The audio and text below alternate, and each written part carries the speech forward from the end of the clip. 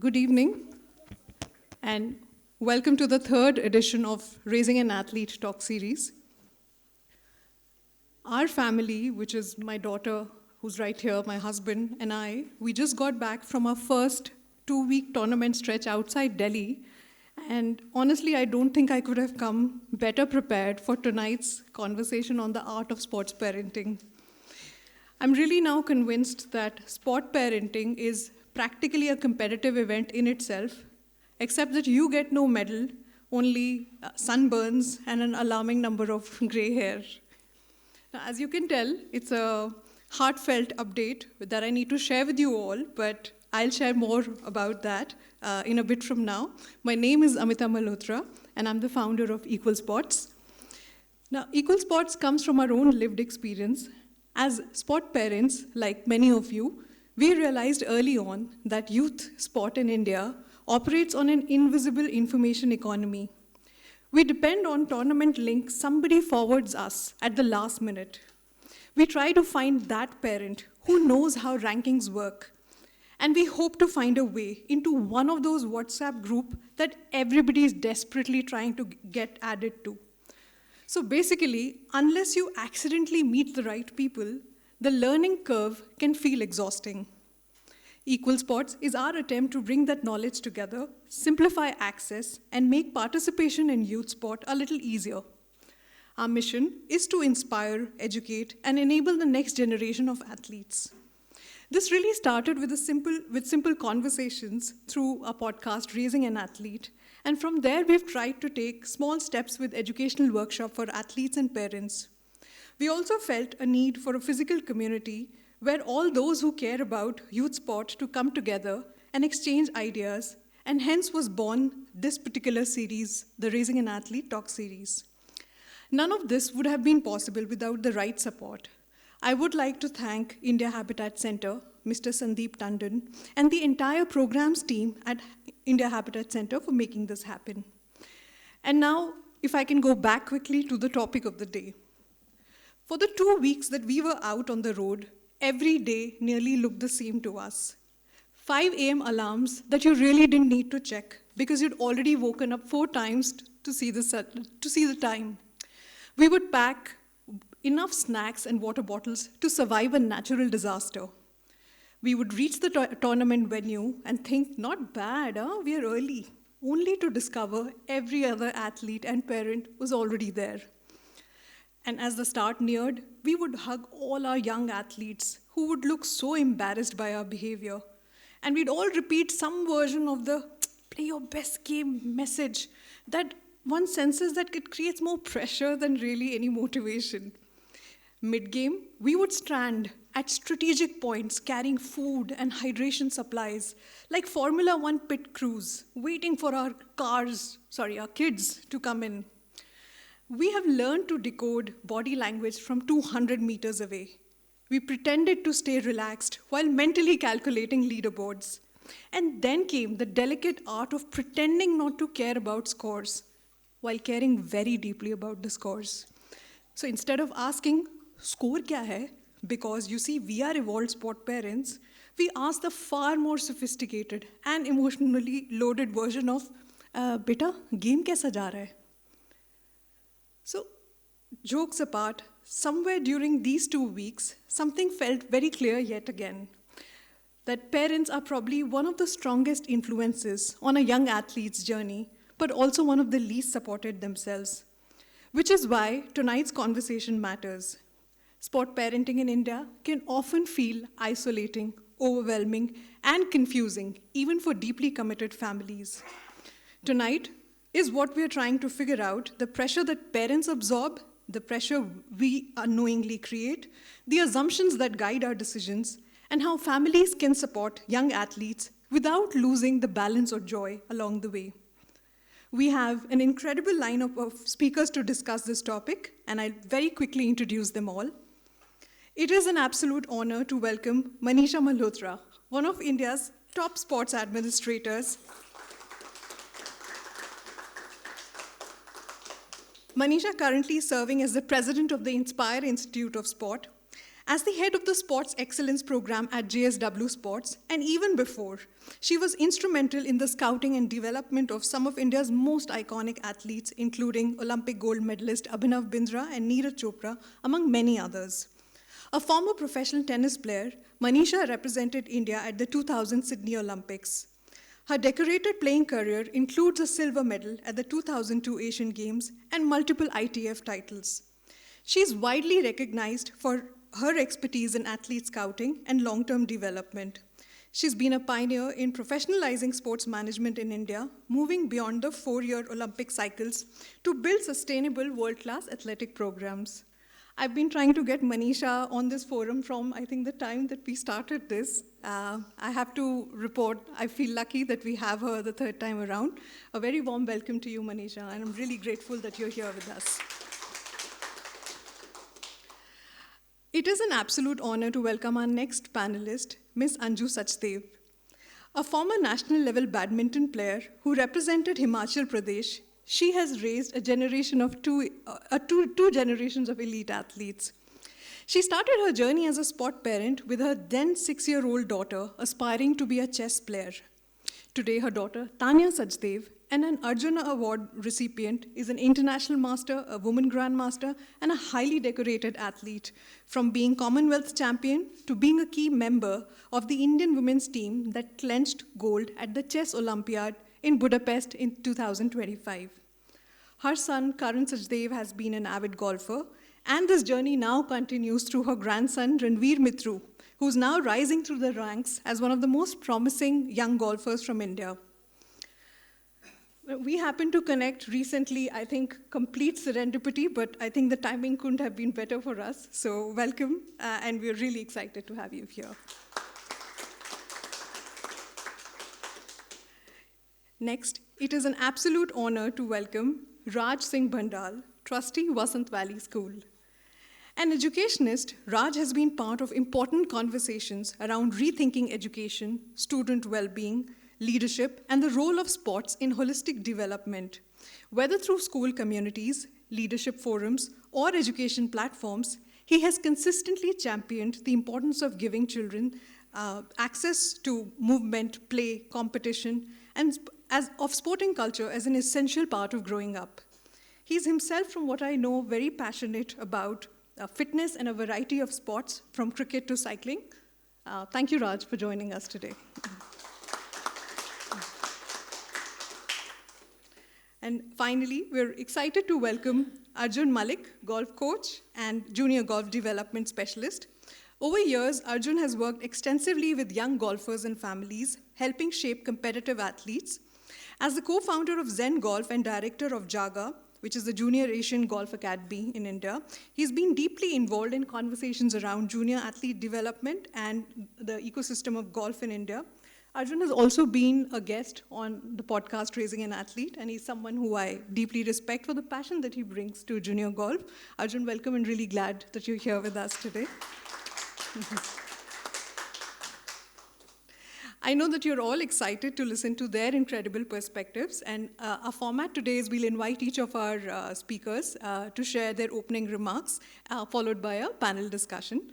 I welcome Manisha, who's such an authority on Indian sport. It really would be incredible to hear, not just on sports parenting, but your perspective on Indian sport at large. Thanks, Amita. You saved about 5 minutes of my speech since I don't have to go into my background. You did it better than I could have done. I wear many hats in the Indian sport ecosystem, as Amita stated, and I've been around Indian sport now for a better part of 20 years. So I've seen the good, the bad, the ugly. But what a lot of you don't know is that I am very much a sport parent. I have a young son, and he is pursuing athletics, and so I have that journey as well. So I'm going to stick to that today, Amita, and you can invite me for another time when we can talk about all that ails or hails Indian sport.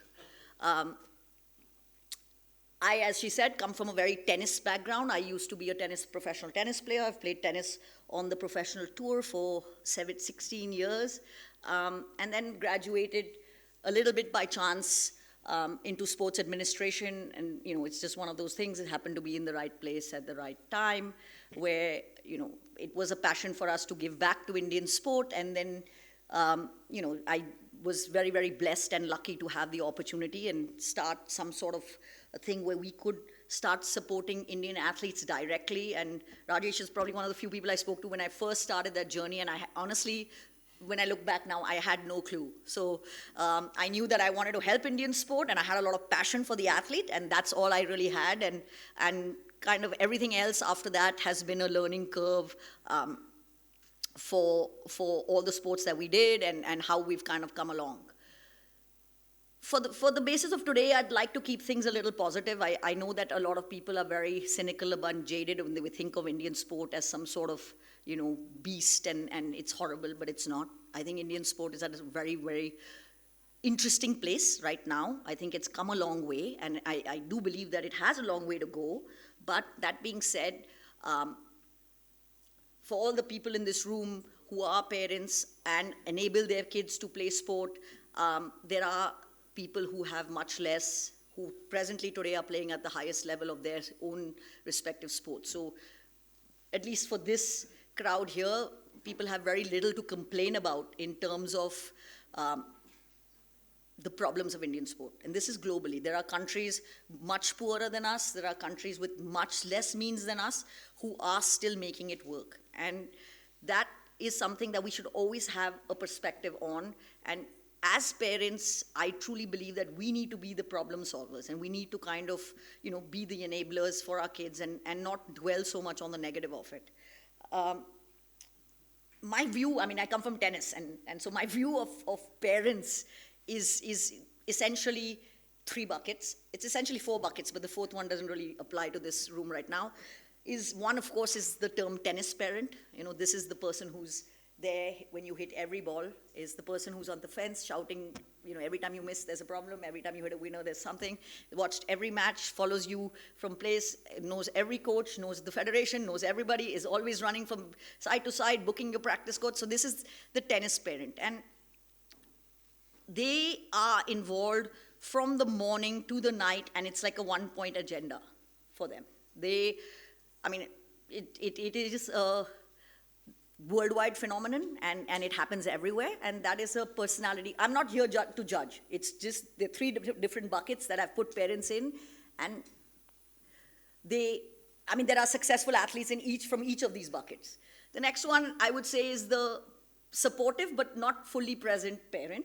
They're the ones who probably have careers of their own, probably doing some things on their own. They very much support their kids' sporting journey. They come and visit, and they'll go and watch their kid when they can, compete and cheer for them, and are very essentially supportive on the whole. Then, of course, we have the bucket where sport is a waste of time and you should be studying, and I don't want you to waste your time playing sport. There's no future in sport, and you need to kind of, make sure that your exams are done and your tuitions are done. So then there's that bucket of parent.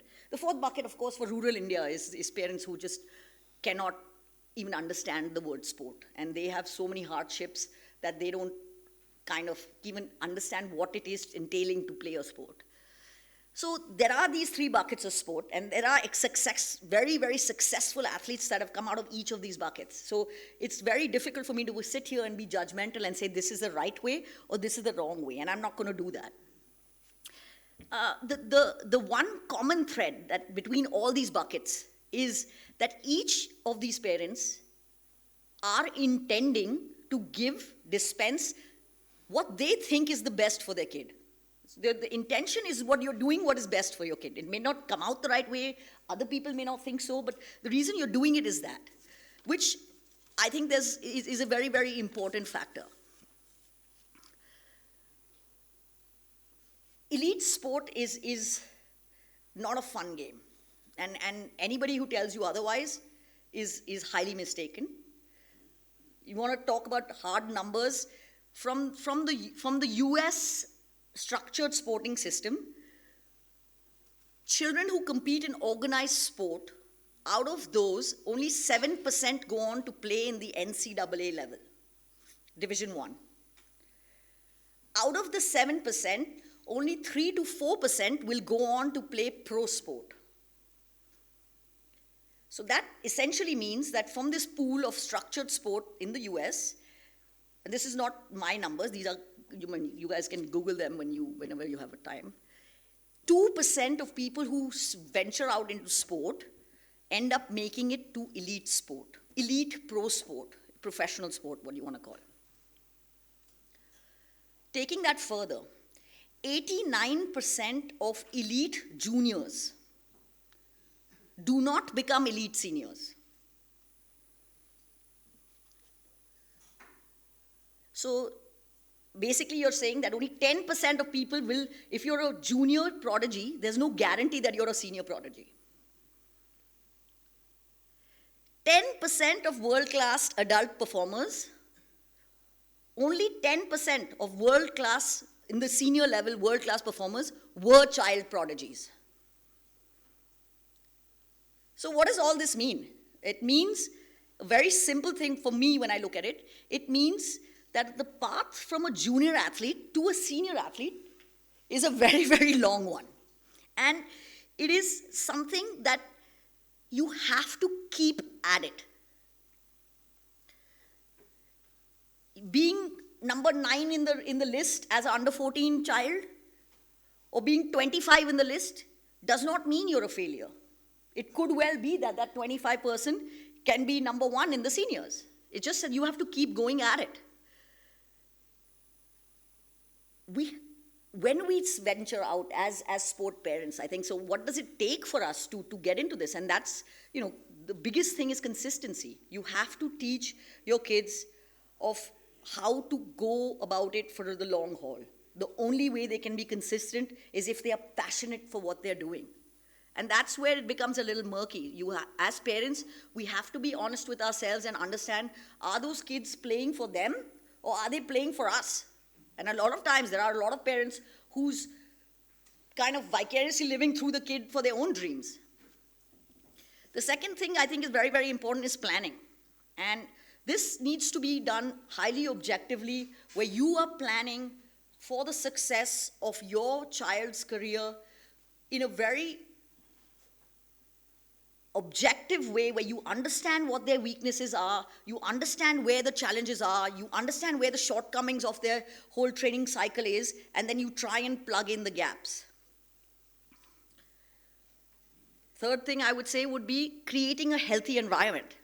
And as Amita will tell you, and most of you in this room will know, is that a child who's pursuing professional sport, the results kind of dominate the mood in the house. And that's a fact. So, losses are hard. You may not want to react, but it's still hard. And wins are jubilant. And you go along your cycle like that. But we have to understand and be a little bit more cognizant of each win may not be the best, each loss may not be the worst, and have a more of a balanced environment going through the career for the athletes. The other last point that I think is a huge point that Indian young juniors miss is teamwork. We may play individual sports, but we need to teach our kids how to work as a team. They need it. Even if it's an individual sport, eventually you will work with a team of people. You will work with a coach, a mental trainer, a nutritionist, a support staff. There are other managers who come in. There are other your colleagues who you will interact with. And navigating and learning and being able to kind of work in an ecosystem of a team environment is a lot easier and makes things a lot less lonely. And I'm telling you this coming from a sport which is tennis, which is probably one of the loneliest ones going, to see.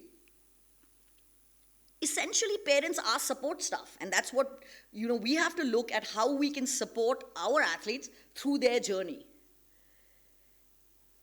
Where it really goes wrong in Indian sport, and what I see as one of the big differences, is not the politics. Politics is a worldwide phenomenon. It happens wherever I go. We really judge kids on wins and losses. And in a young kid's career, that's really not what you want them to do. And really what you're not wanting anybody to. When they lose, we are the first parents who sit and say, oh, he cheated, this is the politics, they did this was fixed, his mother spoke to this father, then that judge did that, I know, he's this. Everything, when they lose, it's everybody's fault but our own. The other big factor that I see is that we teach our kids to be jealous, not happy of the people who are winning and successful. And that, in the long run, never pays off. Teaching your child to lose is probably more important than teaching your child to win. Because it is from those losses that they're going to move on. It is from those losses and the reactions to those losses that they will improve. And it is, well, I don't know if any of you guys have seen that Roger Federer had a very interesting convocation speech, and I just thought about that. In Dartmouth College's graduation, Federer spoke, and it's probably one of the best speeches going, where he, I may get the exact numbers wrong, but he turned around and said that in my life, I have played 1,000 how many ever matches, and I've lost more than 50% of the points in each of those matches individually.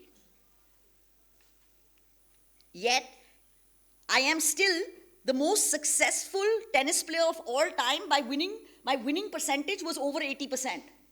So that is a prime example. It's that at each point that he's lost, he's learned from that why he made a mistake, whatever that mistake was, and is able to correct it in a point where there was a more important point, which ended up making him win the game or win the set or win the match.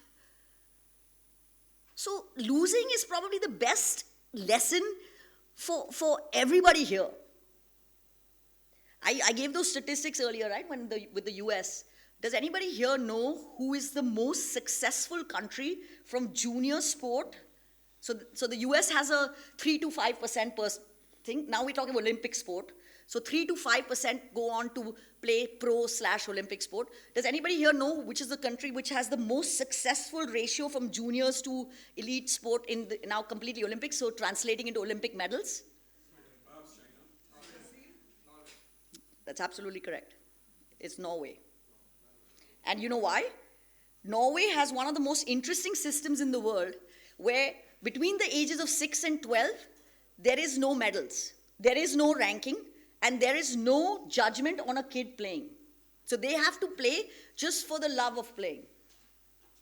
From 12 to 16, and they have to play multi-disciplines. So when between 6 and 12, they're told to play anywhere between 4 and 6 sports. And a lot of these are winter sport oriented. From 12 to 16, it becomes more structured. Again, there you get wins and losses, but no rankings. Nobody travels European-wide to play in the European circuit or this circuit or another circuit. And then from 16 onwards does elite developmental sport starts, which then is pretty much at par with everyone else. But what they've managed to do is for their own kids to create such a passion for the process that it becomes then much easier to develop these kids into much larger and push them further when they're 16 years old. You know, I mean, I also said I'm a sport parent, and I've been around sport now for a long time. So essentially, and my husband is also an athlete. So he's also an Asian Games silver medalist, and so is, you know, we are pretty much a sporting family. Between the two of us, I think we can probably open any door in, no, I wouldn't even say Indian sport, world sport. And when my son now competes, we make sure that we are nowhere, there's no influence in which tournaments he plays. There's no influence in which, I didn't find the coaches. I directed him with that. But everything else, I don't get involved with. I don't choose which tournaments he plays. I don't choose when he wants to compete. I don't in the competition. I'm just like any other spectator sitting at the back, where I know those coaches because I also have athletics, and those coaches are also coaching some of my athletes, and I hire them for them. But when he is playing, we try not to there because I want him to learn how to lose. So as I said, my husband is an equestrian, and a little story comes to mind. We lived in Germany for a couple of years and he trained at the German Olympic Center, which is like the pinnacle of the equestrian world, and the who's who of equestrian trains there.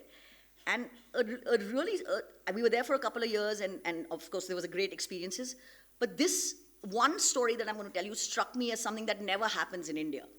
So, you know, they also had their European Championships, which is like our Asian Games, and they went through this whole trials of competitions and the coaches, and there was a real pressure cooker event, and they shortlisted 10, and then these 10 were constantly competing against each other to see who's going to make the final cut of the 4 for the European Championships.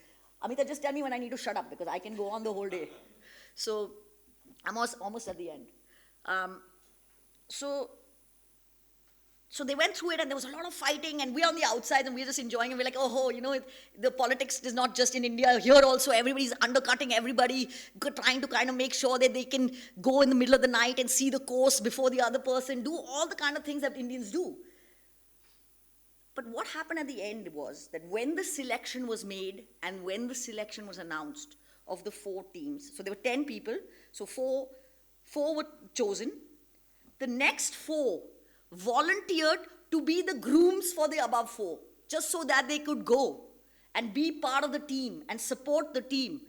Here we'll never do it, because if somebody wins, then they're hated for the rest of their lives.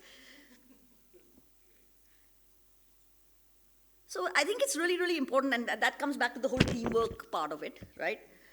What I will kind of end off saying is that, listen, we always need as she said, being a not tennis, but any parent, a sport parent, is almost harder, because you can't compete for them, right? They're competing. You kind of hope, and this is the same for my job. Like I keep saying, it doesn't matter how hard I work, you guys have to go and win. And that's where things are a little bit kind of removed. It makes it tough. But you guys have to start looking at signs for your athletes. And what are the signs that things are going okay? The athletes need to be able to enjoy it. You have to keep judging whether your kids are still enjoying the training process. Are they feeling good? Are they open enough to discuss issues with you guys at home? How do they handle losses? And I do this the exact same thing with my son. Like, how does he handle losses? What are the internal motivations that you can see for him or her? What is the confidence that they have after making mistakes? And probably one of the most important things is the balance that you have outside of the sport that they do.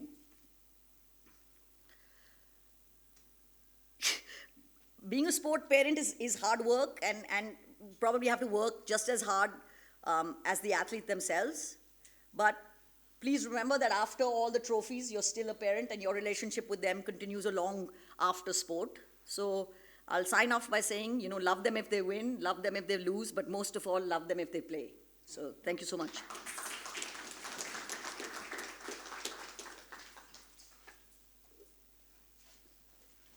Thank you so much, Manisha, and I think packed with so much insights. I was, making notes, because I think, especially when we are doing it in a structured way, when the child does it out of their own initiative. But when we do it in a very structured way, because we believe, and in India, I think at currently, it's about national pride, it's about economic incentives with IPL, etc. So I think this conversation about character building, about going back to the basics of why sports matters, I think we just need to remind ourselves again and again. So thanks for sharing that.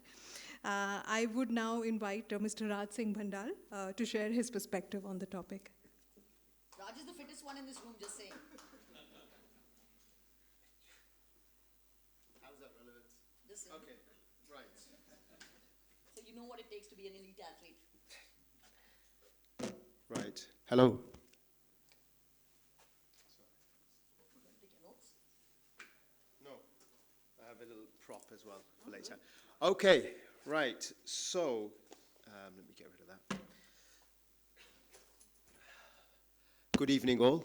So that was fascinating hearing from Manisha, herself a performance athlete, Olympic level, amazing, and a parent herself of a great kid. I happen to know Manisha anyway, so that's why I can comment on that. Okay, so the first thing I want to ask is, who is a sports parent here? So, okay, great. So we have some. Good. So we're in the right audience. Now, of you, are all of your children in a traditional school? Can you put your hand up if they're in a regular school? Right? Okay, great. So that's where I'm coming from a school perspective today, around how, when you're thinking as a sports parent in a traditional school, how do you balance these things out? Now, I want to ask a question. Do you have Now, your children are sports kids, you're sports parents, and you're looking at managing between what they're doing on the sports side with what they're doing in school. So, do you have any concerns? Anybody who thinks that they are concerned about how they manage those two things? Can you put your hand up if you think it's a challenge right now, or you see it becoming a challenge in terms of managing their school demands and their athletic training demands? No challenge? Rajesh? No? Okay, you do. So, yeah, some. Okay, great. So this is one of the things that we have, which is schools were never designed for elite athletes. They were not designed for us. They were designed for a traditional school method. And so today we're seeing more and more high-performance schools athletes coming through, and the school model just doesn't work for them, right? It wasn't built for them. It was designed for a linear learning path. It was designed for a fixed schedule, not for a kid who has training demands. They've got to go to a camp. They've got something, Hyderabad, the competition. They've got to come back as well. So it's becoming very challenging in a traditional school network for a lot of children, and a lot of parents as well, saying, am I compromising my athletic performance, and the demands there? Versus what I want to try and get from school, but also feeling very much that they need the school as well, in terms of what is there beyond school that they should be doing as well, beyond the athletics. But how do you balance these things up as well? It's becoming more challenging. So I think that's what I want to just focus on a little bit today, which is that challenge that's there, and how do schools really need to, quite honestly, adapt better as well? And I think that's one of the things we're trying to do at Vasant Valley School, but I think all schools do as well. Anyway, so here's my little demo, which is 3 balls. So this is the athletic performance, right, that you're trying to get your child to perform. And it's red ball because it's red hot. You want them in their sports. If they're playing golf, Dharini, is she on a hot streak? Or Ridhima, squash, I know. So I'm going to call out a few parents I do know. And Amira on climbing up those walls super fast as well. You want them to be red hot. Blue is what we're talking about, academics. You also want to balance their academics as well. Are they going to still get through school, get their grades, and keep going through well as well? Because you want that part as well. And the yellow is all the life skills that are really important for them as well. Social, emotional, communication, collaboration. And this is you as a parent. You're trying to balance and juggle these things. And, okay, that's not bad. That's better than what I was doing earlier today. But it's not easy. It's not easy, right? It's not easy to keep those 3 balls in the air and not falling down. And that's what you're trying to do all the time. How do I keep these juggled for my child? And it's super important that you do, right? And it's super important. There's enough research out there around this, and there's a phenomena called athletic identity. Athletic identity, oh, you got it, thank you. Foreclosure, right? And that's a phenomena that's been researched up since 1993 to 2017 in the US across 500 athletes there as well. And essentially it says children who get too early put into one identity, which is an athletic identity only, right? And that's called foreclosure. That's who they are. That's the only thing they know about themselves. And the dangers of doing that as well. And basically what this research has shown, and this is over from 1993 to 2017, so it's not a one-off, it's a lot of athletes as well, is that you look at high levels of anxiety, high levels of depression, and just social phobia amongst those students as well, or those athletes. So that's where, if they lock in too early onto just one identity of themselves. And what is the ways, and that affects their athletic performance, both when they're a current athlete, but also beyond their athletic career. Because athletic careers will come to an end, whether it's through injury, whether it's through performance degradation, or just retirement eventually, right? It's going to happen. And as a person, you will have a life beyond your athletic life as well. So I think as a parent today, when we're thinking about our children, and even as schools, we need to make sure children have an identity beyond their athletics. Yes, the athletics is probably the number one priority for the parent, but they need to be a whole person as well, because they're going to live in the world beyond that as well. So the kind of things schools, and what's really important, and what the role schools play, and this is where schools need to play this role, and parents need to have this for their child as well, is peer learning, right? How do they have those relationships with others as well? Build those social skills, build friendships beyond athletics. Friends who are not athletes, number one. Number two, where are they having their cognitive skills developed, their critical thinking beyond athletics? Their academics is one, just thinking about the world in different ways as well. Super important for them as well.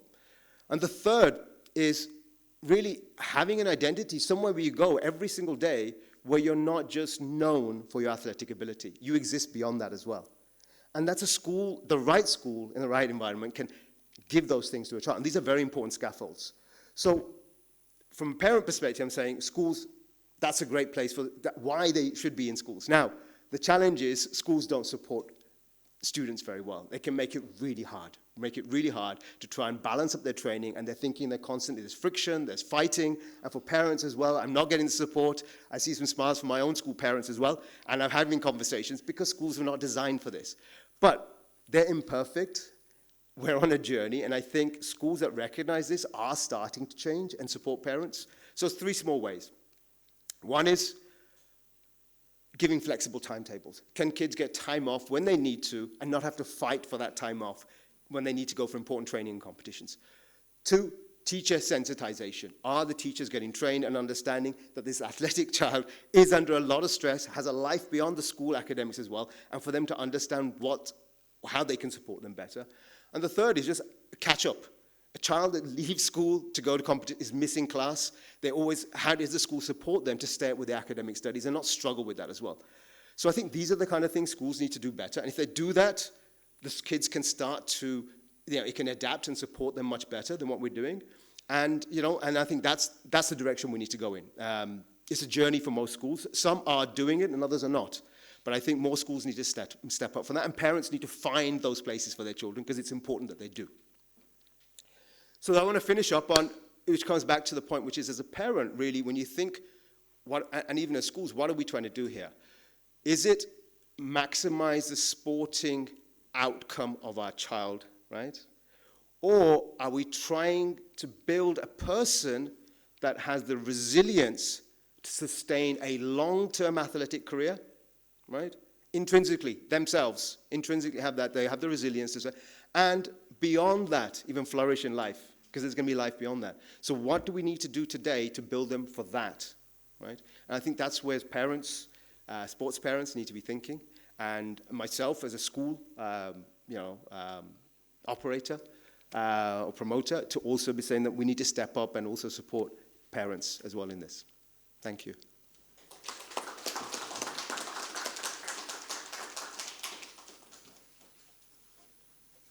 I think the balls was this was such an interesting analogy. I don't think I can literally or figuratively balance them. But I think, Raj, I resonated most with your point about identity. I think we don't think about it enough, but I think it's really important about how each of us see ourselves in a very different way. I saw that with my father. He was a banker, and for 30 years, or how many years he worked, and after he retired, it was almost as if his sense of identity of who he was kind of taken away, and what that does to a person. So I think whether for young people or anyone, I think how we see ourselves in terms of our identity kind of matters.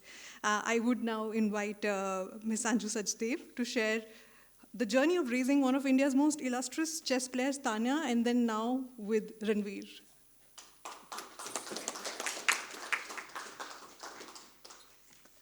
I have a lot written, but I'm going to speak from the heart because I've actually gone through the journey with 2 completely different generations, my daughter and now my grandson. I want to thank Amita and Rajesh for inviting me here because I think what you're doing is really great, which was never there when I started my journey. Nothing like this was there. And the ecosystem that you're developing around the sport, the information system that you're developing around the sport is going to benefit a lot of parents and a lot of athletes. So starting my journey, me as a badminton player finished off in a matter of 3 years because that time sports was nothing that you could indulge in. So I was a state level player and yes, got married and always felt that sports is beautiful and sports needs to be pushed forward, and always looked at the fact that I need to put, not that I need to put, I won't put it that way, but I would be very happy to see my children as sports people. So first came in my older daughter, nowhere near the sport. So that was a given story. Then came my son, who played golf for India and was playing good golf, but decided to go the corporate way, still plays golf and enjoys the sport. And then Tanya, 6 years old, we get a chess set at home, and none of us know even how a knight moves or how a bishop moves. No idea at all on the spot. So one day we are all three sitting, the three kids are sitting, my husband is sitting and I'm sitting, and we are just making the moves. And then she just tells my husband, let's play a game. So my husband said, I've just taught you right now, and you want to play a game? He says, yes. And you'll be surprised, I don't know what that was, but she played each and every move right. It's not easy to see how the knight maneuvers. It's not easy to see the bishop's move. One doesn't jump over the other. But she had everything in place, and she was just 6 years old. So the next day, I just thought of consulting a friend of mine and said, okay, let's go and see him. He's a chess player. So he says, okay, I'm going to coach her for 2 months, and we go and play the junior nationals, the under-8 nationals. So we go to Ahmedabad to play the nationals, and at the nationals, she goes to sleep on the board. In the first game, she just goes off to sleep, just goes off to sleep on the board. Okay, fine, no problem. Then she gets up and she finishes her game, and she finishes in the top 10. Very happy and very good fun. But then from that day onwards, there was just no looking back, because then she was the national champion under 12, under 14, under 16, the women's champion, 3 times Commonwealth champion, Asian champion, bronze medalist, and so on and so forth. And the Arjuna Award finally, which was has played 5 Olympics for India. So that was her journey, part of it. But what did I learn from that journey? Because there was nothing at that time as a parent. Now I'm talking really purely as a parent. So at one of the tournaments, I'm walking, you're allowed to walk in the chess games. I'm walking along and I see her losing the game. And I could understand, I see her losing the game. So my immediate reaction is that I sort of, okay, take her round and I walk out. And I don't see her coming out. She's not coming out of the room. So I'm waiting for her to come out and all. She's sitting there. And I go back and I say, Tanya, the game is over, come. She says, no, I'm not coming out. Why? I'm scared. Scared of what? Scared of your reaction. Scared of your reaction. Again, maybe the same year, she goes into the toilet after losing a game and doesn't come out of the toilet. And why are you not coming out? No, I mean, my mom may not be saying anything, but I can feel it. I just feel it, that she's not very happy and she's not very this thing, which was true. And then finally at the age of 12, she tells me, Mom, I want to give up, not 12, 14, I want to give up the sport and I would like to go and study in the US. So her coach says, Beta, do one thing. One more year, let's give it a try. And he called me aside. He says, from today onwards, this is really from the heart, and I look back and I think back and the mistakes that were made at that time. And he says, just stay back, take a back seat. You're doing everything. You're doing the research. You're finding the tournaments. You're going out with her. You're doing everything. Just don't ask her anything. What was your score? Did you win and lose? How could you lose a game which was a mate in 3? Even I saw it standing outside. Stop doing all that, just for 1 year. And I actually completely stopped. And believe me, 2006 was the year when she won the Olympic medal. She won the Asian medal. She won the Commonwealth medal and the national championship. And then there was no looking back from that time.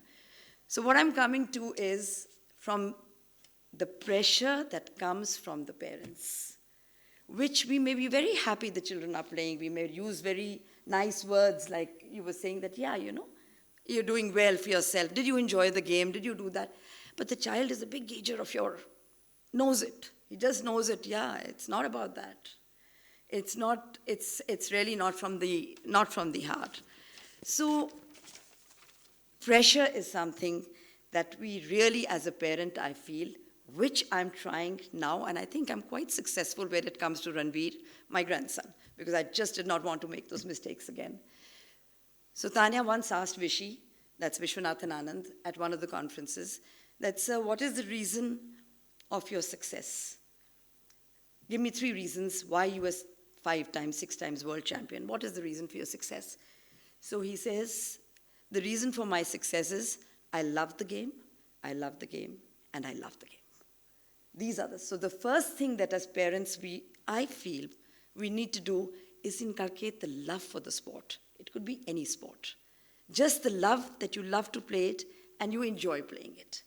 And that was the first thing that when I heard Vishy say that, I said that was something which was really something that I did not do. And I want to carry this journey forward with Ranveer, who's now the number 3 amateur in the country, was number 1 junior. And I just stay out. I just help him from the back. I'm like just handling the logistics of his travels and tournaments, and that's about it. We have to stop comparing. If he could win the match, if he could do that, why not you? I mean, you couldn't put in that 3-foot putt into the hole. Why not? It was a mate in 3, you didn't see that? It was a checkmate in 3, you didn't see that? No. We have to stop comparing. वो इतना अच्छा कर रहा है तो तुम, what's wrong? Why can't you be like him? I mean, he's doing this, why can't you? Just stop comparing. Stop asking scores. Stop asking whether you won or you lost. We're all waiting at that edge over there. वो बच्चा बाहर निकल रहा है, वो अपनी mother की face पे देख रहा है. अब पूछेंगे मेरे से स्कोर. अब पूछेंगे कि आप हारे कि आप जीते. Right? It's really like that. And he just sort of delays the whole process of even coming face to face with you. So we just have to get rid of this thing. It's easier said, I know.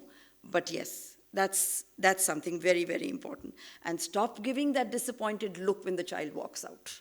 That's not important at all. That's really not important. So love for the sport, 6 to 10 years, I feel. That आप अपने बच्चे के अंदर किसी भी sport के लिए, you have to have him love the sport before he goes into anything, ventures into anything. 10 to 15, I feel, you're pulling the child into a sport and trying to make him more disciplined, trying to give him the, that yes, you're playing, you need to do. After 15, anyway, he's on his own. He or she, 15 के बाद आपको कोई नहीं पूछेगा कि बताएगा भी नहीं स्कोर आके कुछ नहीं बोलेगा. So, हाँ, it's a fact. So, आपकी arrangement आपके बच्चे के साथ 6 to 15, मेरे हिसाब से, I may be wrong. Things have changed a lot from when I raised Tanya to now.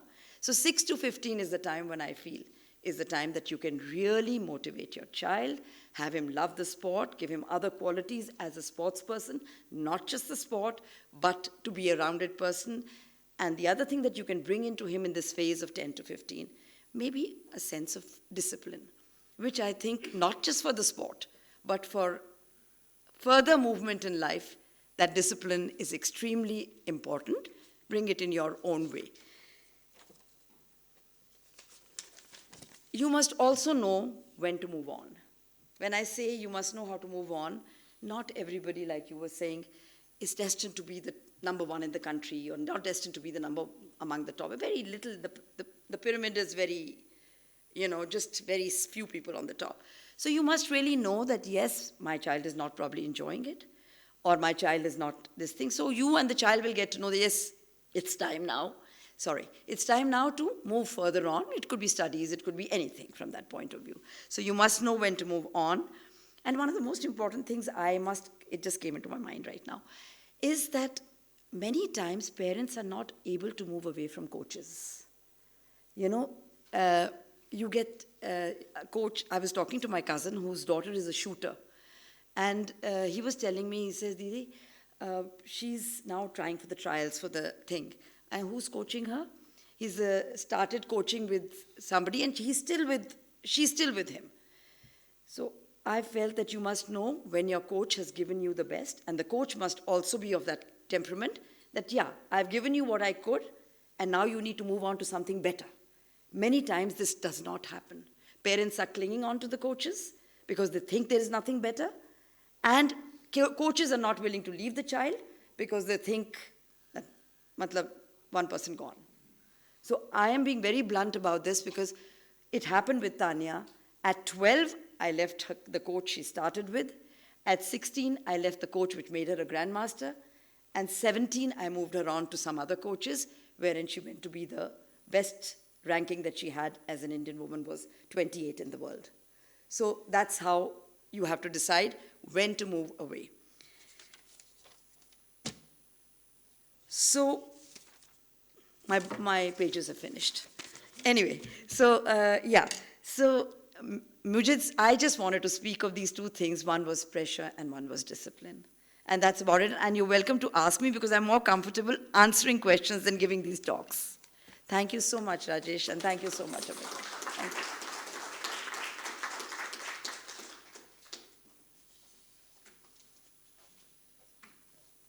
I think the one big takeaway, which again is repeated, but we find hard, is letting go as parents.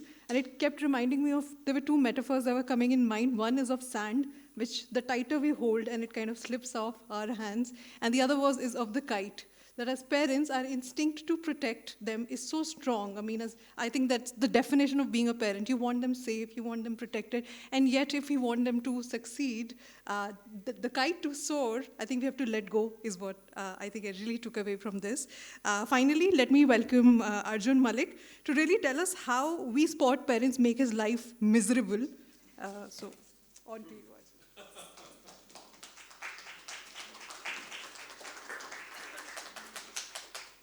Thank you, Amita, for that little introduction. But firstly, I would like to say, it's great to see so many people from the sporting parent community out here from various sports. And I think give a round of applause to yourselves because you really want, to have this kind of information from this really experienced panelist sitting out here. And it means a lot for the child.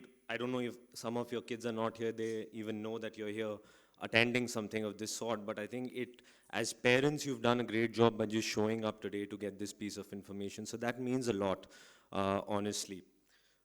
Most of the things that I wanted to speak of, I think the three panelists have already covered most of it, but I'm going to say a little bit from my side on whatever I feel is the right thing to say. Disclaimer, I'm not a parent yet, nor did I play any junior level of sport. So I'm in a slightly awkward position out here to kind of not overstep my boundaries. But I've been training junior level of golfers, competitive junior golfers for the last 12 years now. And my journey started on a very weird note where at the age of 4, I was introduced to the sport of golf. My father used to play back then, and I instantly fell in love with the sport without really understanding that what was driving the obsession. Honestly, I think to this day that maybe there's some past life stuff related to this, but it's difficult to understand that how can one get so obsessed or passionate about a sport. And at the age of 4.5, I wanted to be a professional golfer. And my parents actually recorded this in a book, and we as a family still open up that book sometimes, and I see that without even holding the club for more than 2 times, I wanted to be a professional player in the sport. But I was sent to a boarding school at 6.5, and the school did not have golf as a sport. So I never played any junior level of competitive golf, and coaches in golf back then were hardly available. And we would stay in the northeast part of the country, so it was even that much more difficult. But I got my first coach at the age of 18. And from the age of 5 to 18, I figured everything by myself on whatever time I would get in the vacation, but super obsessed. I remember getting this book from one of our school book fairs, which was a book on Tiger Woods, and he was really dominating in the mid-90s at that point of time. And he was just announcing his presence into the world. And it just kept on getting me more driven, and there would be a lot of nights where I would just wake up in my dormitory with a toothbrush one night, with a pencil, just pretending it to be a golf club and just swinging it around. So I really understand the concept of kids falling in love with the sport. Sometimes it is very difficult to understand the reason on why they are like that. And I come from that space. When I got my first golf coach at the age of 18, it was very different because I was told that whatever I've learned till now was wrong because I'd never really learned anything. It was all very self-taught. And YouTube never existed at that point of time, so it was only books. And books for a child at that time were very boring without any pictures. So that also, I think, somewhere drove me to kind of get into the coaching part of it because very obsessive about the knowledge. But going through that, I turned professional right out of college, and I played on the professional circuit for a couple of years. But honestly, I felt at one point of time that there was no support system around me, and I was on the verge of burning out, and I was full of injuries from top to bottom. So I felt that I had a good kind of skill to relay information and technical information over people, and I decided to get into the coaching side of golf. And the first contract that I got was in a school, so I was pretty much taken and thrown into the junior level of sport, junior golf, working with kids. And for the first 2 or 3 years, I think I created massive amount of blunders because it was very difficult for me to understand the difference between training an adult versus training a child. Children almost stay in a world of their own, and we must let them be that. They're not adults, so they don't really understand or comprehend. A 7-year-old might not comprehend what we at 22, 23, or any other age would do. Or even a 7-year-old and an 11-year-old are very different physically and mentally. So I think I tried to treat everyone the same way for a very long period of time and just kept on failing with everything that I could think of. And at that point of time, realized that the important missing part that I had was that the parents were very proactive in building a junior golfer. And that's when my journey with really interacting with a lot of parents, sitting them down, having chats, understanding their side of the story began. And there's been no looking back since then. And I really feel that I'm sure there are parents of kids who play various type of sports here, not only golf, that there are challenges in a child's development at different phases of life. But it all begins with one thing, which is their intention to play a sport that they just really love, without the results completely, but they just enjoy playing a sport. And in today's time where competition has become so fierce and we see kids turning professional very early on, it feeds back into the sub-junior categories at 6, 7, 8, where we're trying to push kids to kind of think, behave, eat, train like professionals. Unfortunately, they're not built mentally or physically to do that. And there is a time where we need to learn to introduce the right kind of things, but everything built on the backbone of them really have a lot of fun with whatever they're doing. We feel that having fun or enjoyment while training or during a lesson or during practice will not lead to kind of success, and it is kind of criticized that the child is not serious enough, but I really feel that is the backbone and can be the recipe for success and a very prolonged career in the sport that they intend to. Like Manisha mentioned about Roger Federer, and I've listened to that speech a couple of times, and a lot of my students, I've made them listen to that speech a couple of times. In sport, you lose more than you win, and that is across any sport, that the number of times that you will lose, it could be losing matches, it could be losing points, it could be losing championships, it could be losing, I don't know, sometimes even losing body parts in in combat sports or motorsports or something like that, that we really cannot expect all points to be won and all championships to be won. And you never really lose. I think a lot of times, me being a coach, and honestly, as coaches, you get more business when your players win, right? And for me, that is also a similar thought. But at the same time, the kind of learnings that you get, the child gets when the child loses, is much more than what they win. If they are number ones, number twos in their under 14s, under 16s, there is no guarantee they will even continue the sport at 21. And at the same time, you could have a backbencher at 12 years of age and then comes out to be world number one. You really don't know. So I think parents form the backbone of a child's development, and ultimately, I really feel that a parent has two broad roles to play. They're facilitators, so they facilitate the right coaching setup, the right environment, what food to eat, the right team, the logistics of a tournament, the financial help, the emotional stability. They do all of that. And at the same time, the other big role is that they're the biggest cheerleaders and supporters of their children. There is no other role, in my opinion. I know I'm not a parent yet, but yes, they don't really need to play any more roles. The goal of a parent is not to create champions. The role of a parent is to create an environment that can build champions. So finding the right coaches, finding the right teams, getting them whatever you can, I personally feel is the right way to move forward. And I think there is a lot more than wins in a sport with your child. Sport is a great tool to build personalities. It is a great teacher of life lessons. And use that as your thought process when you're dealing with 8, 10-year, 12-year-old kids who are, I know you're investing a lot of your time, money, and effort, but they are not your P&L statements. So, I mean, this is a very selfless thing to do.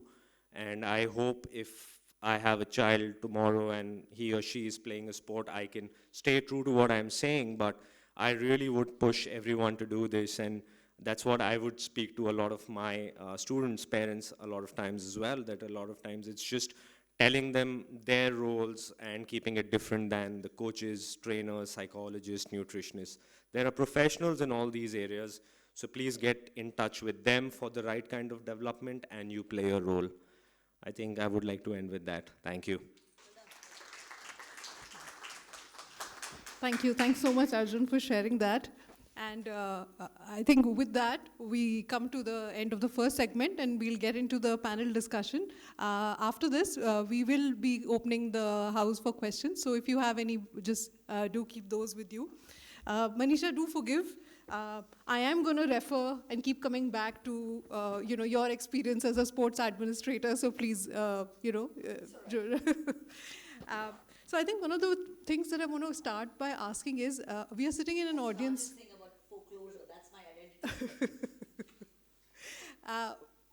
One of the things that we are aware is that we are sitting in a predominantly urban sport audience, whereas in reality, I think when we talk about sports in India, a lot of it is to do with rural India or rural athletes. I do want to understand a little about, and India is so big when we talk about north or south or urban or rural. When you've met athletes and you've met parents, what have you seen different in terms of the attitudes across, some of these different segment of parents?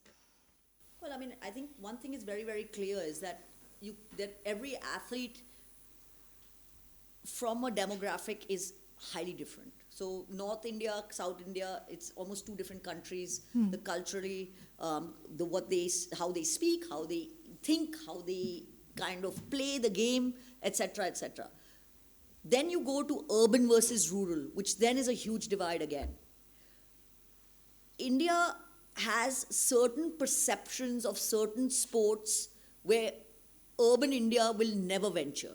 I'm sure none of your kids here box, for example, or wrestle. But none of the kids in rural India play tennis or golf. So it's a function of culture, yes, but it's also a function of what was available at the time and what facilities are available to you.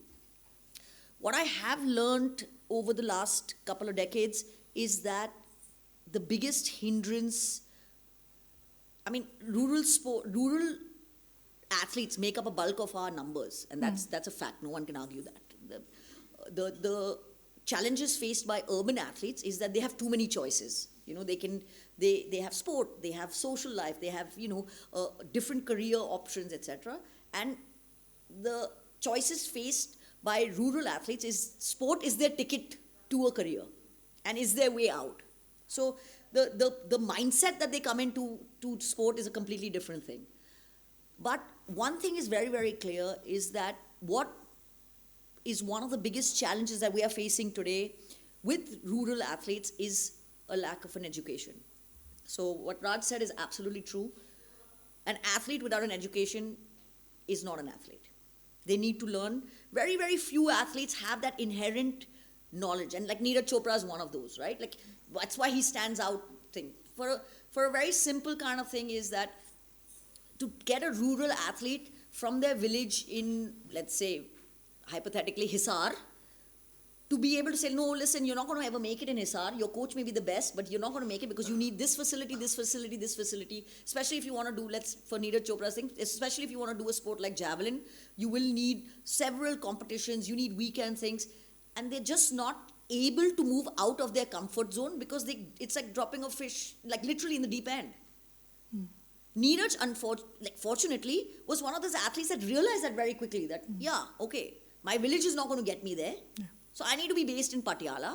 Then kind of, and that's just a fluke. That's why we only have one. A structured education process where they can see the world beyond this and analyze how this is better for me than this will change the way they look at sport.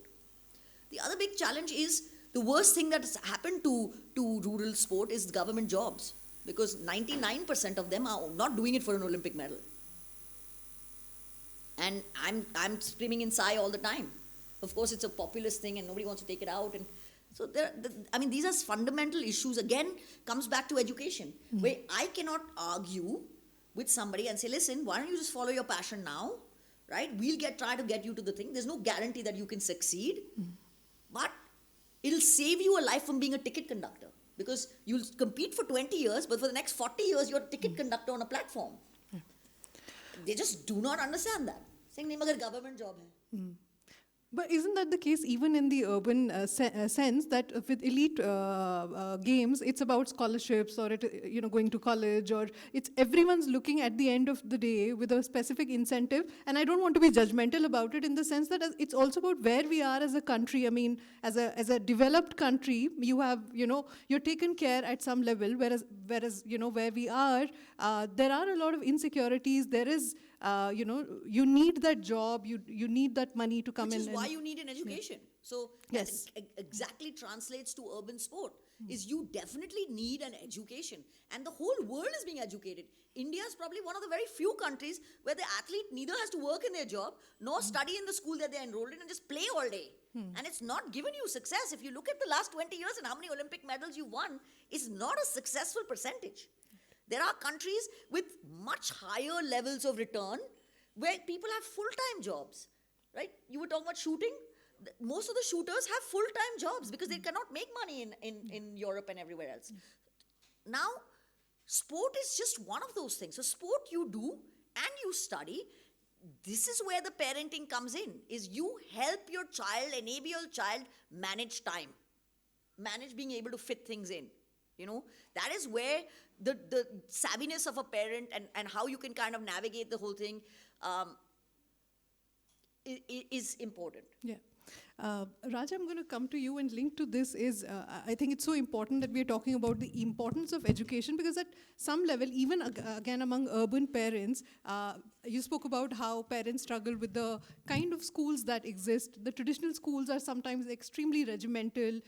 You need certain amount of attendance. They don't understand the needs of, the modern athlete. So we are hearing of 6-year-old, 7-year-old athletes who are actually giving up schools. So their parents are putting them in online homeschooling, online environment.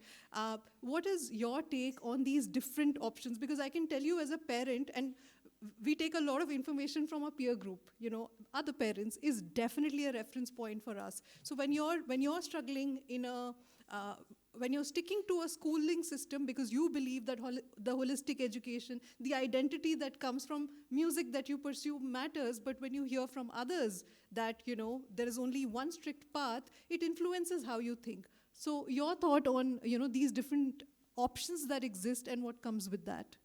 Sure. So I think even in those cases where parents move to open schooling and consider that, and it can work, right? It can work. It may, given the sort of flexibility that athletes need as well. And therefore they've decided that traditional school is just too challenging for their child at that point, and open schooling is an option for them.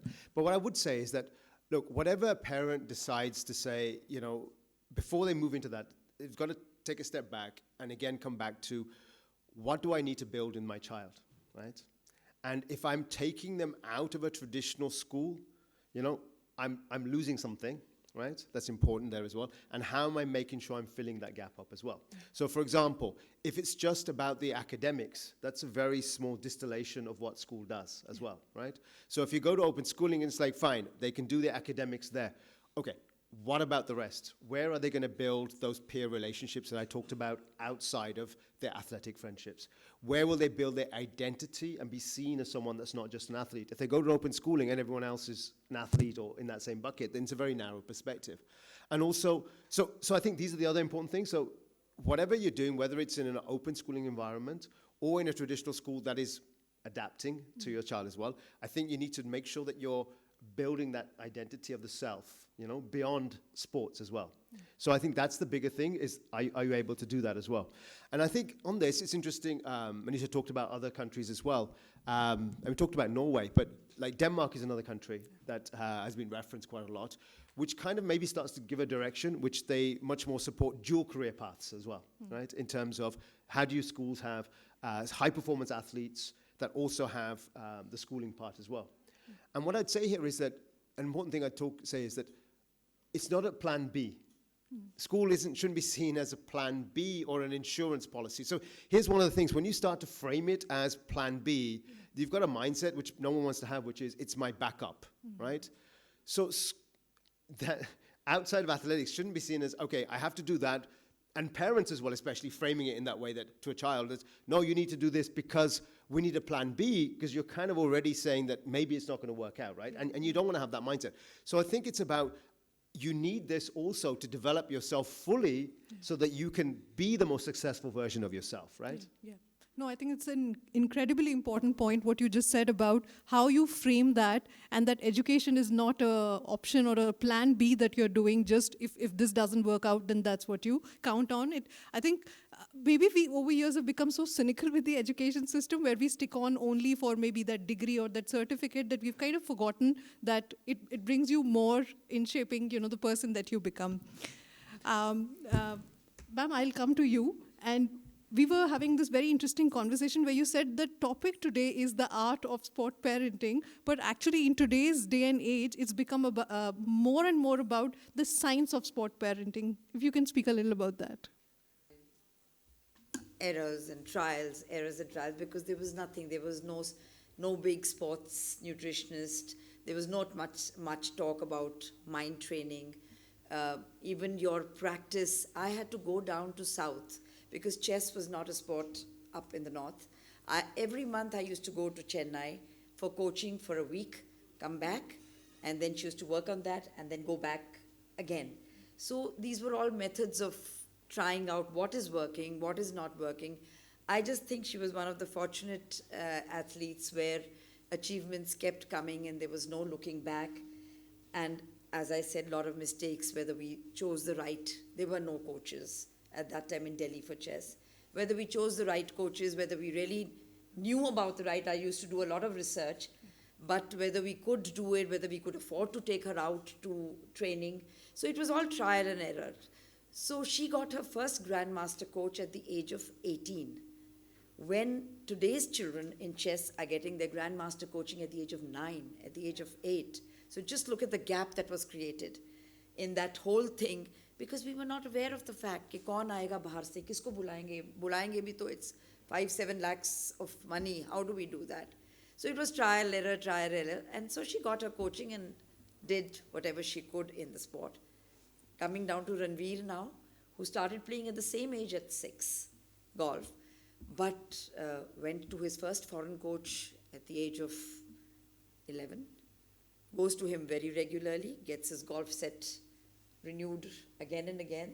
So why I say that was an art, because there was a lot of creativity in what you were doing at that time. Even in the game, there was a lot of creativity, because there was nothing, the computers were not this thing. So you were always creating, you were reading books. It was a touch and feel of the chess piece. It was not that you're playing against a computer and you can't even see who you're playing against. You were touching the knight, you were touching the bishop. So you had a great feel. And today, all grandmasters in chess say the 100 top games of Bobby Fischer, they read it every year, because those were his games, which even today are the ABC of chess. So, you know, that was trial and error. Now you know आप खोलोगे internet, आपको पता चल जाएगा, these are the academies, these are the coaches, these are the tournaments, this is where you have to go to. So it's more of a well-structured, and I'm happy it's become that. But do you Yes. feel in the metrics and the performance metrics, data analytics, and all of that, somewhere does the intuition or do you feel between the two journeys, does that go missing? Even in golf, when you're relying a lot more on technology and it's less about, your own intuitive feel that you would say. Do you feel? Yes, definitely. Because if I talk about chess, your creativity on the board is finished because everybody knows the first 30 moves of chess and they know it by heart. They know all the openings, they know all the structures, so you cannot beat anybody in the first 30 moves. Earlier, it was very different. It was 7, 8 moves, everybody on his own. He's done something different because that's what his mind is telling him to do. The whole game changes. So now it's you see chess, it's a lot of draws happening. I mean, because there is no winning happening at the top level to that extent. Right. That is there, and now when I see Ranveer, yes, I mean it's like swing को ऐसे कर, मैं उसको कई बार बोलती तो अपना swing उठा के just hit the ball, but it's technical. But yes, but then it works also. You get down to, so there are the two sides of the same thing. Arjun, so coming to you, with you, I think I'm gonna we'll have all those questions. I think we parents get a lot of brickbats also, but I think there's a lot of feedback that needs to be there.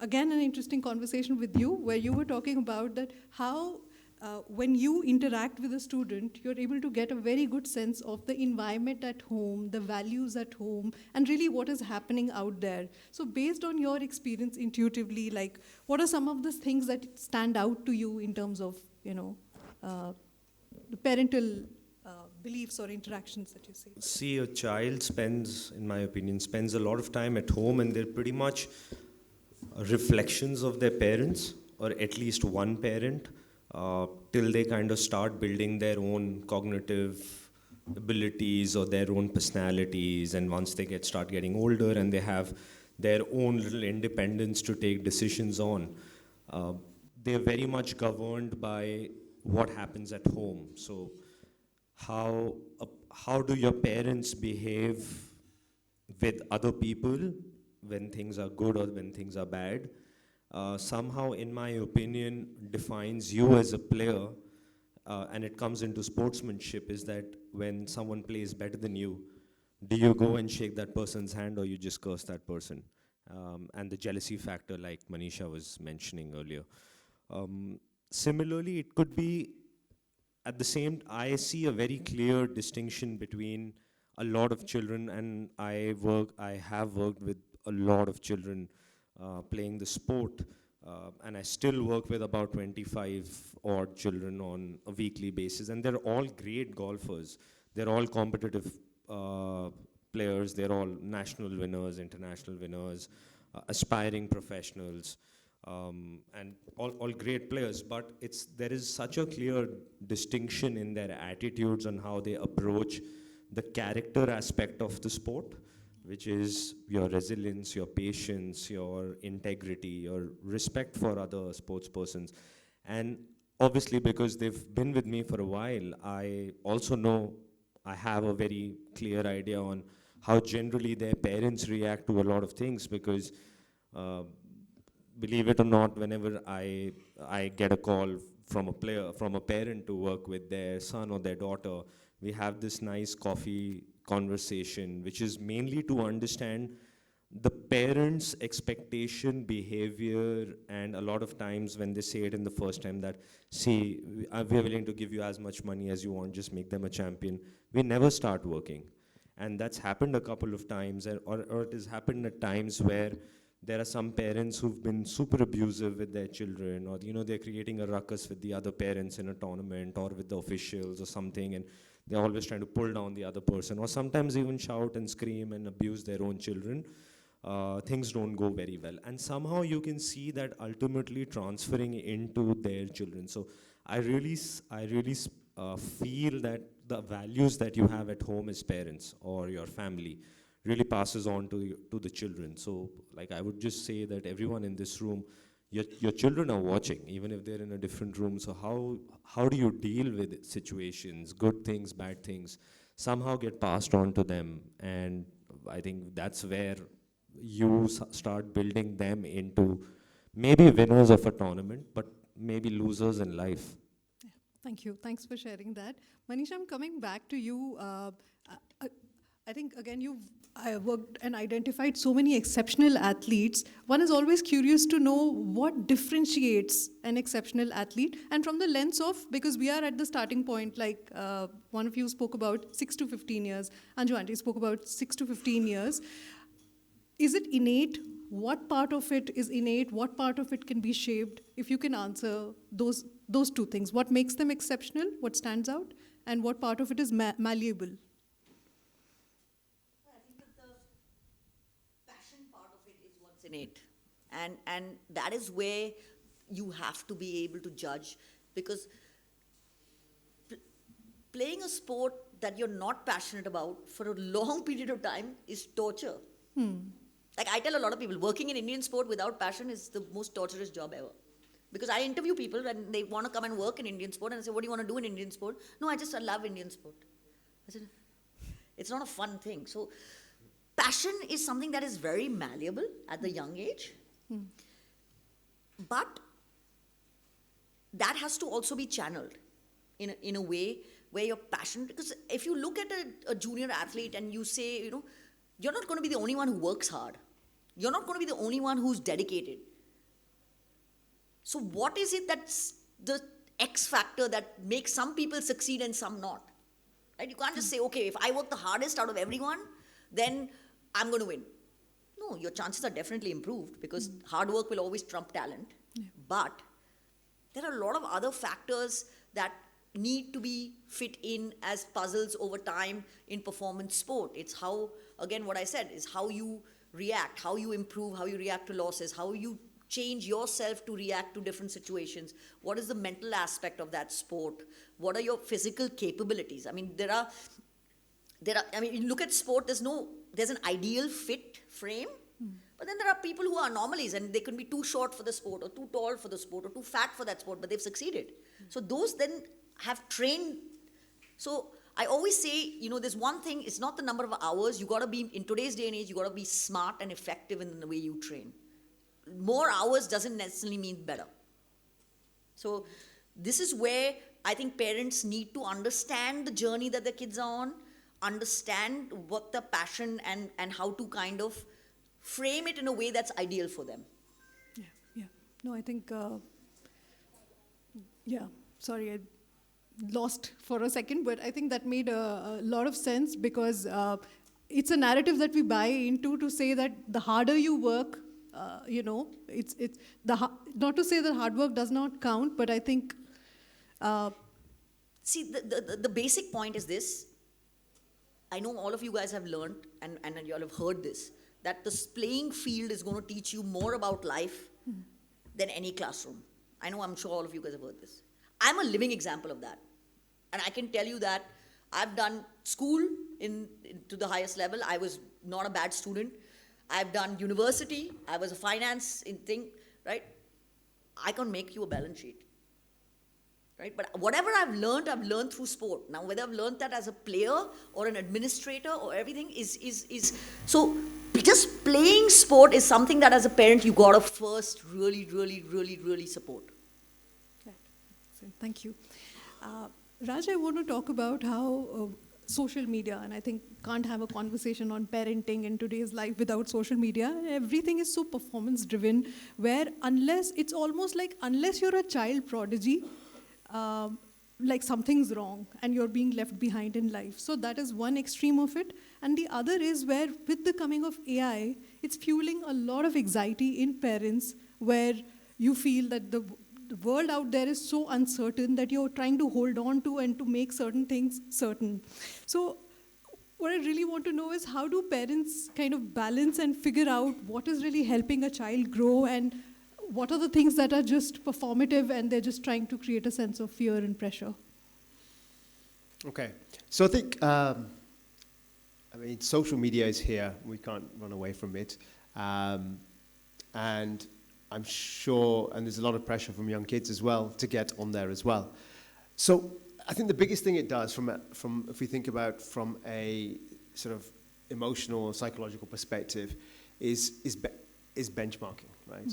And I think we see this amongst teenagers coming through as well, where what becomes your reference point? Now, reference point before was the people around you that you see, right? Your benchmarking. But suddenly your benchmarking becomes the entire planet as well. And very quickly, you're constantly, one of the dangers for young people is seeing that they're not good enough, right? There's always somebody better than them or somebody doing something better. If they're an athlete, somebody who's faster, who's training harder, performing better than them, and kind of just, and putting that doubt in their mind in terms of, am I good enough? Or, and questioning themselves all the time, and which then gets into their sort of mental space as well. So I think this is one of the things, and it's not just athletes, but it's across the board, right? Yes. And creating that anxiety. And the same for parents. As soon as we go on our Instagram feed, the algorithm is there to make us anxious. That's how it keeps us there as well. So I think these are the things we just need to be more conscious of as adults, that this is happening, and how do we, first of all, be conscious of ourselves. And the second is help the children to be aware of that as well, right? That, that first of all, if you can limit time on that as well, but the second is have a healthier type of understanding, which is, again, building that inner confidence in themselves, that they shouldn't be trying to benchmark against everybody, that this is not the real world, these are just, curated, to presented out there as well, right?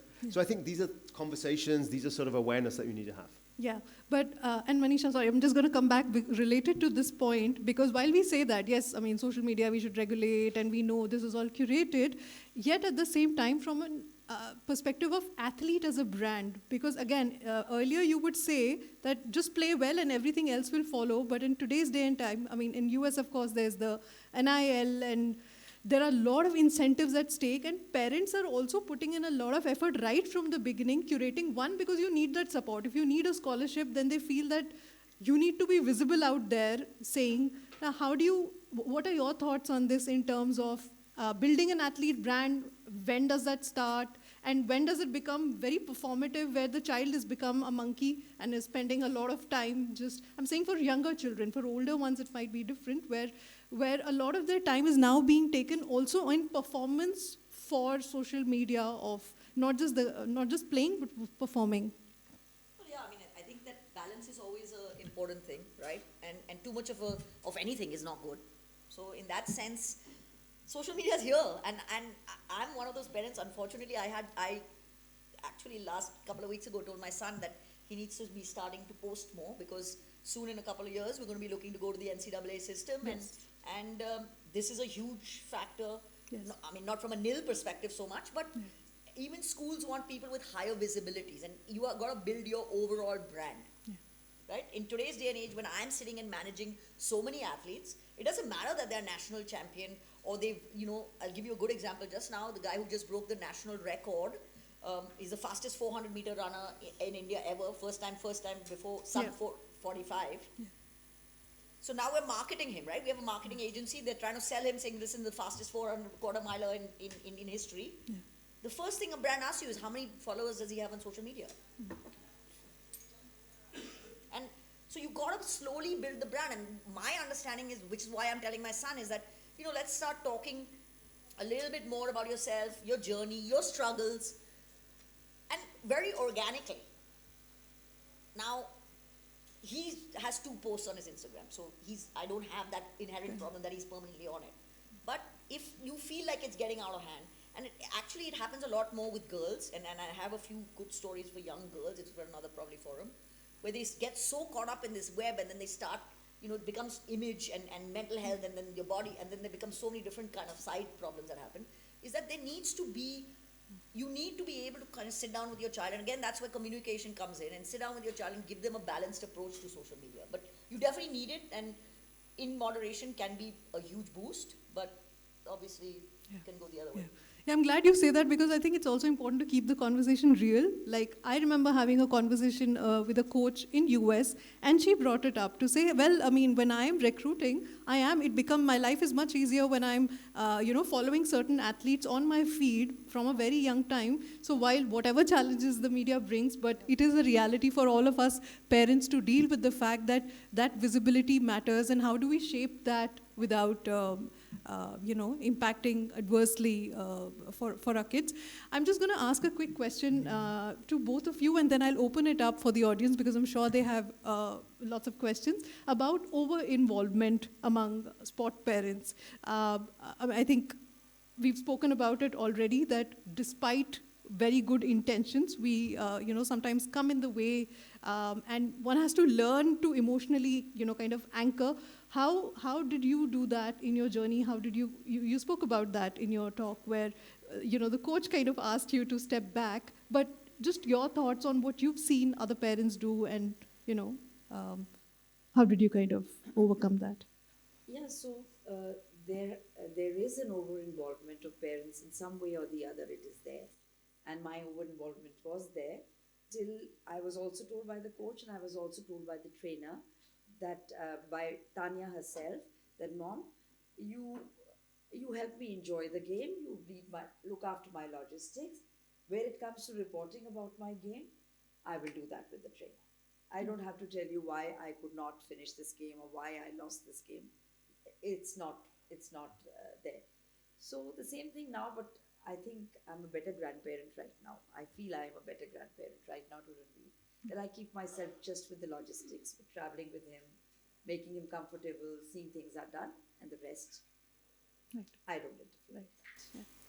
And Arjun, for you, there's one dimension that I do want to bring in is a pet peeve, and that's a fight that parents and coaches can have, where coaches feel that parents are just getting into too many things, whereas parents sometimes feel that technical guidance is not the only thing that one's looking for. But we have a broken ecosystem in India where coaches also we have finite coaches. Coaches have finite time, and they may have finite time for every individual, which means the parent is left figuring out a lot of things. So when you're told back off and it'll all be all right, but you're like, I mean, there are a lot of figuring out to be done. So involvement on part of parents, but also where does the onus of the athletic development lie between the coach and the parent?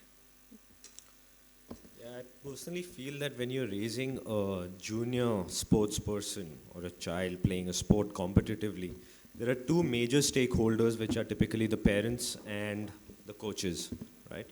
There is no third person, it's the player himself or herself, that's the third person.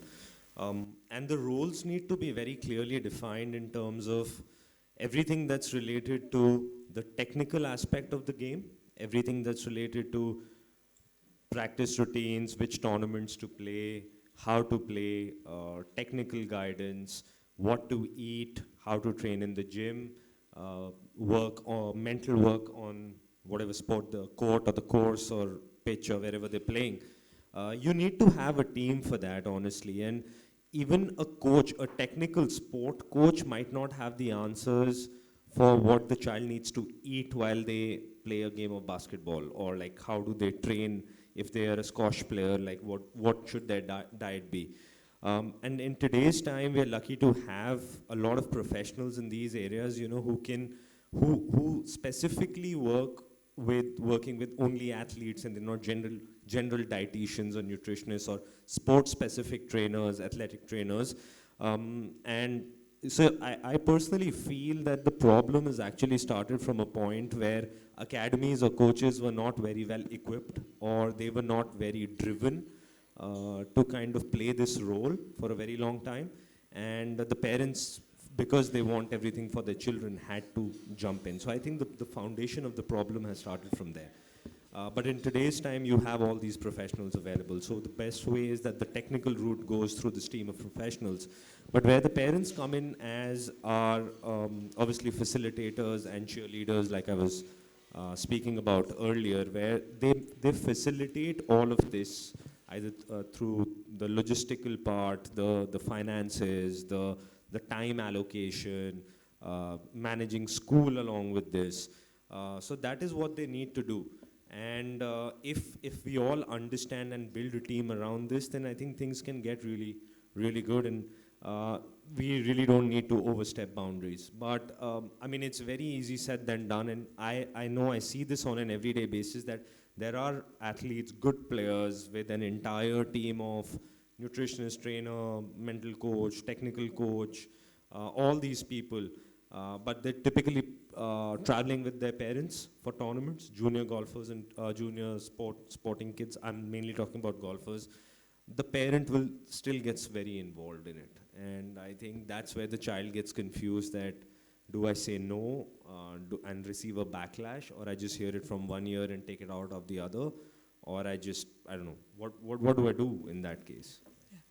I mean, of course, there's a question of resources also, because this is assuming scenarios where resource is not a constraint, but in reality, for a lot of sport parents, there's a very nice analogy one badminton parent shared where he said that, it really is, the child is like a startup.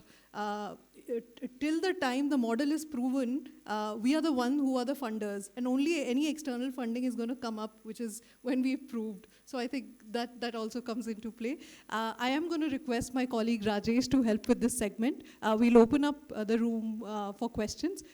Please do keep your question brief. Do share who you are and who your question is meant for. If you could just raise your hand if you have a question. Thanks, Amita. I would request you to just very briefly say your name and ask a question. Please do not introduce your business, what you do.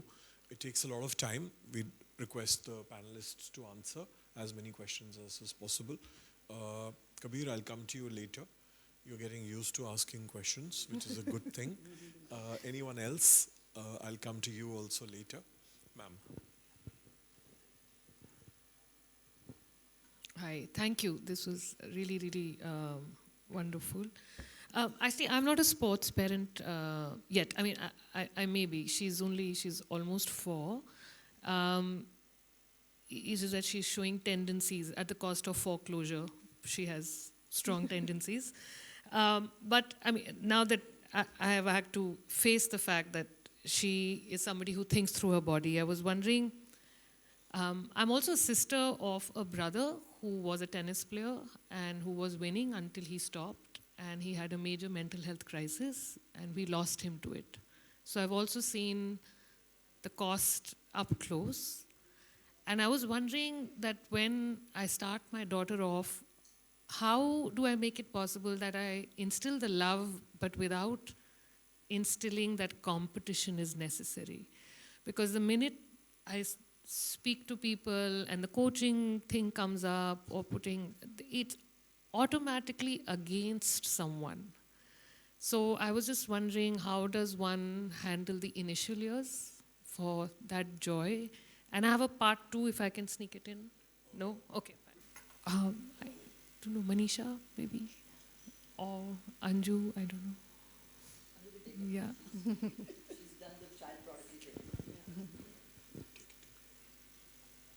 So I guess now after so many years, 30 years, I guess now of being into the thing, I just feel that, yeah, sorry. So as I told you that you'll see the child doing a couple of sports, then you yourself will see the child liking a particular sport, and I just feel that they will show their thing, and there does come a stage when you feel they really love the sport. And you are nowhere there trying to push them into that sport or trying to say कि नहीं अब तुमको क्योंकि अब तुम्हें chess ही खेलना है या तुम्हें यही खेलना है. We just saw that thing in Tanya. We saw her practicing. She would sit herself. She would keep feeling this thing. We would keep talking to her. And she just developed and then just went into the groove where there was no really looking back. And same with Ranveer. He would stand in front of the trophies when other people would be willing. And he would say, yeah, one day I'm going to get it. So I guess we can at that stage not really push the child into anything. It's just that they need to love it. Love it means they need to enjoy it. Just need to enjoy it. कि जा रहे हैं, खेल रहे हैं, balls मार रहे हैं, वापस आ रहे हैं, balls मार रहे हैं, वापस आ रहे हैं. Not कि जाके 50 बॉलें मारो, अब 50 पट्स करो. No, not that. Till a particular age, and then they'll go into that groove, I guess. Comes a stage when they'll say, yes, I just love it, I want to play it. And that's when you come in for the balance part of it. That's what I